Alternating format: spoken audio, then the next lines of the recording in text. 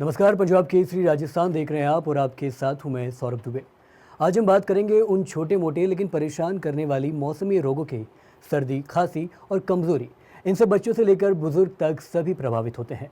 लेकिन क्या आप जानते हैं कि आयुर्वेद में इनके लिए प्राकृतिक और असरदार इलाज मौजूद है? हमारे साथ है वैद्य पीयूष त्रिवेदी जी, जो प्रभारी चिकित्सा अधिकारी हैं, आयुर्वेद और चर्म रोग विशेषज्ञ हैं, जो हमें बताएंगे कि कैसे आयुर्वेद और घरेलू नुस्खों की मदद से हम इन बीमारियों को न सिर्फ राहत पा सकते हैं बल्कि शरीर को प्रतिरोधक क्षमता भी बढ़ा सकते हैं। पीयूष जी, बहुत बहुत स्वागत है पंजाब केसरी राजस्थान में आपका। सर, सबसे पहले मैं ये समझना चाहता हूँ कि आयुर्वेद में सर्दी, खांसी और कमजोरी को कैसे देखा जाता है, इसके पीछे कौन से दोष जिम्मेदार माने जाते हैं? जी। आयुर्वेद दोष आधारित चिकित्सा पद्धति है। इसमें कफज विकार बढ़ने पर, क्योंकि बच्चों में कफ की अधिकता होने के कारण वो संक्रमण के संपर्क में जल्दी आते हैं और खांसी, जुकाम, बुखार, वायरल की चपेट में सबसे पहले बच्चों पर आक्रमण होता है और उससे वो घायल हो जाते हैं और उनके लंग्स के अंदर इन्फेक्शन होकर के पूरे शरीर में तापक्रम की वृद्धि होती है। उसको आयुर्वेद में श्लेष्मक ज्वर के नाम से कहा गया है। पहले बुखार आएगा, बुखार के बाद कपकपी आएगी और कफ की वृद्धि होकर के शरीर में उसको परेशानी इतनी ज़्यादा होगी कि नाक से भी उसके कफ निकलेगा, बलगम निकलेगा, आंखों से आंसू निकलेंगे और टेम्परेचर 104 तक जा सकता है। ये हर मौसम चेंज होगा तब दिक्कत आती है और इसको कफज विकार कह करके आयुर्वेद संबोधित करता है। जी पीयूष जी, चलिए ये तो रही कफ संबंधित बातें, लेकिन हमें समझना चाह रहा हूँ कि वर्तमान मौसम बदलाव और ठंडी गर्म हवा के चलते शरीर में कौन कौन से दोष असंतुलित हो जाते हैं? अपना जब इम्यून सिस्टम वीक होगा तब तीनों दोष प्रभावित होते हैं। शरीर की रोग प्रतिरोधक शक्ति बढ़ाने के हमें प्रयास करने चाहिए। बच्चों की रोग प्रतिरोधक शक्ति बहुत ज़्यादा वीक किसी कारण से होती है तो वो अनावश्यक दवाइयों के प्रयोग से होती है या उनकी संभाल नहीं होने से, क्योंकि बच्चों को ये पता नहीं होता है कि मुझको सर्दी में क्या खाना है, गर्मी में क्या खाना है या वर्षा ऋतु में क्या खाना है। अभी जैसे सर्दी का मौसम चल रहा है तो हल्की सी रात को कई बार गर्मी का एहसास भी बच्चों को होता है तो वो खुद की लपेट को हटा देते हैं और सिर पे अगर आपने कुछ ढक्के भी रखा है तो भी हटा देते हैं, क्योंकि माताओं को इतना ख्याल नहीं रहता है कि वो छोटे बच्चों को बहुत ढंग से केयर कर पाएँ। केयर करने के लिए पूरी तल्लीनता से माता के ऊपर डिपेंड है कि बच्चे को कब से या कब वाले रोगों से बचाए और मौसमी बीमारियों से बचाने के लिए उसको इम्यून सिस्टम को सुधारने के लिए उसको पोषक आहार उसको देना पड़ेगा। छोटे बच्चों को 6 महीने के से छोटे वाले बच्चे हैं उनको माता का दूध ही पर्याप्त है। उसके बाद में 6 महीने के बाद में जब उसको पोषक आहार देते हैं तो दाल का पानी वगैरह उसको दे सकते हैं। जी, क्योंकि बच्चों का जिक्र आप कर रहे हो और काफ़ी महत्वपूर्ण भी है बच्चों की सेहत, इसलिए मैं सवाल अपना तीसरा पूछना चाह रहा हूँ कि आयुर्वेदिक दृष्टिकोण से बच्चों और बुजुर्गों में कमजोरी जल्दी क्यों आती है? इम्यून सिस्टम वीक होने से होता है। सर, रोग प्रतिरोधक शक्ति आदमी की जैसे ही मौसम चेंज होगा, एक इसको हमारे संधि काल का है, ऋतु संधि काल का है। जब मौसम चेंज होगा उसके 8 दिन और जब नया मौसम चेंज होता है तो उसका जो दूसरा 8वां दिन है वो संक्रमण काल माना जाता है और हर 2 महीने में ऐसा आता है, क्योंकि हमारे यहाँ 6 ऋतुएं आयुर्वेद में बताई गई है। मुख्यतः 3 ऋतु, वैसे 6 ऋतु बताई है, तो हर 2 महीने में मौसम चेंज होगा और उस मौसम चेंज होने में संक्रमण में सबसे पहले बच्चे आएंगे, उसके बाद बच्चा और बुजुर्ग बुजुर्ग भी जल्दी आ जाते हैं, क्योंकि उनको भी अपनी सेहत के बारे में बहुत ज़्यादा अच्छी जानकारी नहीं रहती है, क्योंकि एक एज के बाद में आदमी को भूलने का स्वभाव हो जाता है। तो बुजुर्ग लोग भी जल्दी उसकी चपेट में आते हैं और कुछ पोषक तत्व जितने भी हैं जो इम्यून सिस्टम को बनाए रखते हैं वो अपने इम्यून सिस्टम को कमजोर करने वाली चीजें हैं। जैसे कि आपको संक्रमण है, बाहर का पर्यावरण आपका दूषित है, आप बाहर बैठ करके तेज ठंडी हवा में बैठे हुए हैं तो आपको संक्रमण जल्दी होगा। धूल धुआं में मिट्टी में आप चले गए तो भी संक्रमण जल्दी होगा। बच्चों का भी ऐसा ही है, जब वो बच्चे स्कूल की तरफ जाते हैं तो सुबह सुबह ठंडी हवा जब उनको लगती है तो उनका गला जल्दी पकड़ में आता है और गले के थ्रू, नाक के थ्रू और कान के थ्रू उसको संक्रमण पहुंचता है और वो जितने भी प्रचलित कफ संबंधी बीमारियां हैं उन बच्चों को और बुजुर्गों को दूषित करती है। तो क्या पीयूष जी, आयुर्वेद में इन रोगों का इलाज केवल लक्षण कम करने तक सीमित है या ये इम्यूनिटी सिस्टम को भी मजबूत करता है?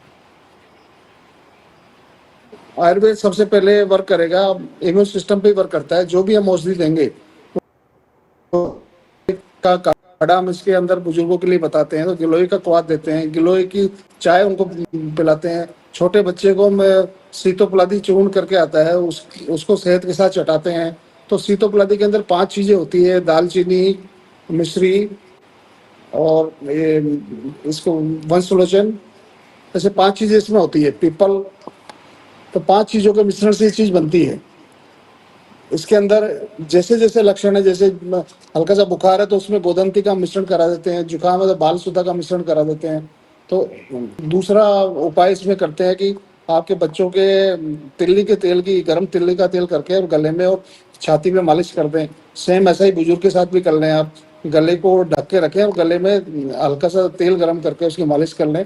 और इसका ऑयल बाजार में भी आता है। अगर अपन बला लाक्षादी एक तेल आता है, उसकी बच्चों को क्या अगर मालिश करते हैं छाती पे, तो उसका कफ अगर जो बढ़ा हुआ है वो बढ़ नहीं पाता है, उसका संक्रमण वहीं खत्म हो जाता है और रुक जाता है और उसका इम्यून सिस्टम सुधरने लगता है।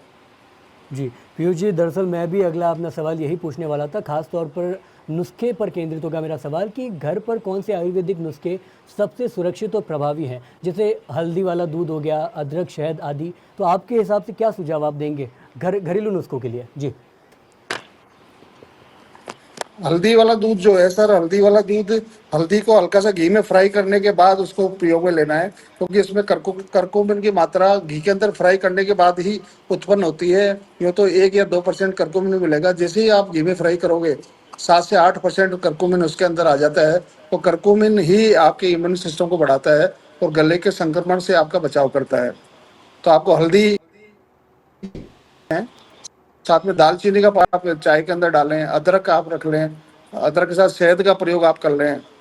ये घरेलू चीजें हैं। आप एलोवेरा का रस बुजुर्गों को आप दे सकते हैं।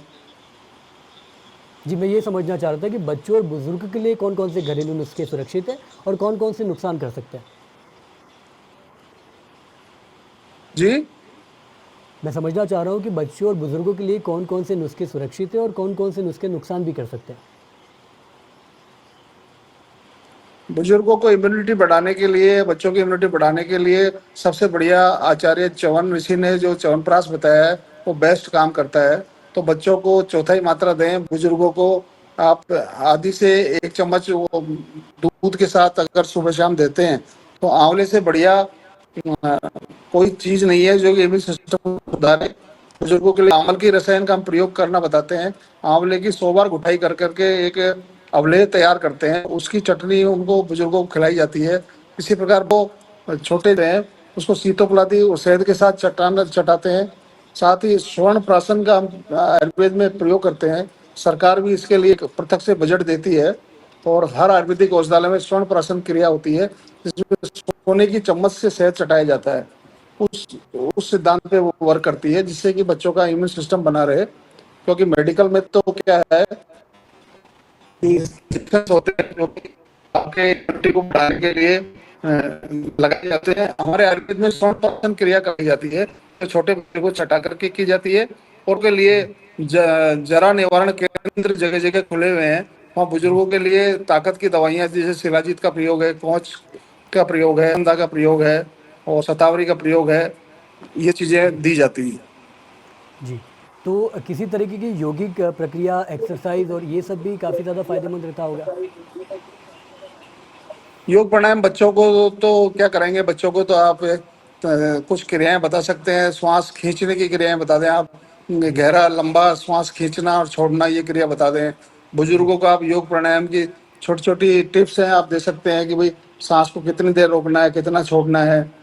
कुछ लंग्स की क्रियाएं बता दें, कुछ छोटे मोटे सूक्ष्म व्यायाम करना उनको बता दें। जैसे हमारे एक्यूप्रेशर में ताली बजाना हम बताते हैं बुजुर्गों को, तो उससे जी। मर्म चिकित्सा के जितने पॉइंट्स हैं वो सब एक्टिवेट होते हैं। उन हथेली को गर्म करके गले में लगाते हैं, उससे आपके गले का संक्रमण में आराम होता है। फिटकरी के गरारे करना बताते हैं बुजुर्गों को, जिससे जी। कि अंदर जो छिला हुआ हिस्सा है वो ठीक हो जाए। जी, बहुत बहुत शुक्रिया पीयूष त्रिवेदी जी, पंजाब केसरी राजस्थान से जुड़कर योग, स्वास्थ्य और जो घरेलू नुस्खे हैं, आम बीमारियां हैं, उन पर तफसील से चर्चा करने के लिए ये कुछ ऐसे मुद्दे थे जिस पर आम तौर पर जनता जानना चाहती है, जानकारी चाहती है कि हमारे जो तमाम सारे छोटे-मोटे बीमारी है उसका इलाज क्या है? क्या उनको घर रहते बिना डॉक्टर के पास जाए हुए ठीक किया जा सकता है? तो पीयूष त्रिवेदी जी से संवाद में ये स्पष्ट होता है कि तमाम सारी ऐसी बीमारियाँ हैं जिसको आमतौर पर आप गंभीर समझते हैं, लेकिन आप उसके घरेलू नुस्खे के तरीके से भी उनको सही कर सकते हैं। पीयूष त्रिवेदी जी, बहुत-बहुत शुक्रिया पंजाब केसरी राजस्थान से जुड़ने के लिए। और पंजाब केसरी राजस्थान तमाम सारे आपसे जुड़े हुए मुद्दे, जनहित से जुड़े हुए मुद्दे और आपकी स्वास्थ्य से जुड़े हुए मुद्दे लगातार ऐसे ही लाता जा रहा है। देखते रहिए पंजाब केसरी राजस्थान। एक बार फिर से बहुत-बहुत शुक्रिया।